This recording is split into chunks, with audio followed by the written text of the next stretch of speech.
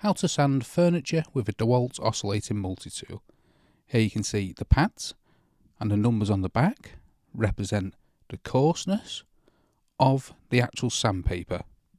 Now the lower numbers represent large, coarse particles for heavy material removal. So these are rough and strip the material quicker.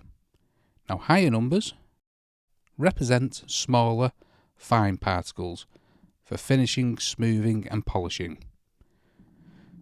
So ideally you want to start in the lower numbers and then move your way up to the larger numbers. Now one thing you want to be careful of is make sure any nails or anything like that is removed from the furniture, because as you can see here, it will rip the actual pad. As you can see here, you'll need to replace it.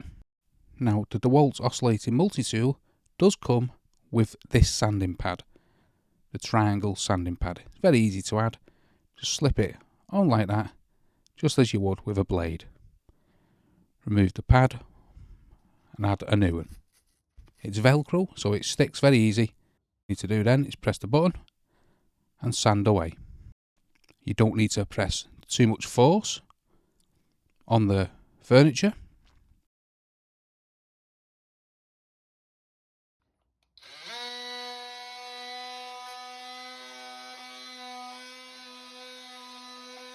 And the good thing about the triangle sanding pad is that this point helps you get into tight areas on your furniture.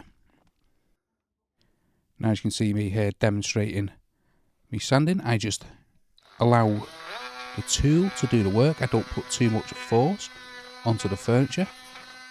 Now I'm sanding some skirting board here where I've had some architrave around the bottom and trying to smooth it off. So all you need to do is place the sanding pad nice and flat. Then all you need to do is move it back and forward across the wood. You don't actually need to apply too much pressure, just allow the tool to do the work and then move down the grades till you get the wood to as smooth as you like. So that's how easy it is to sand furniture with a DeWalt Oscillating Multi-Tool. If you found that video helpful, smash the like, smash the subscribe, and thank you for watching.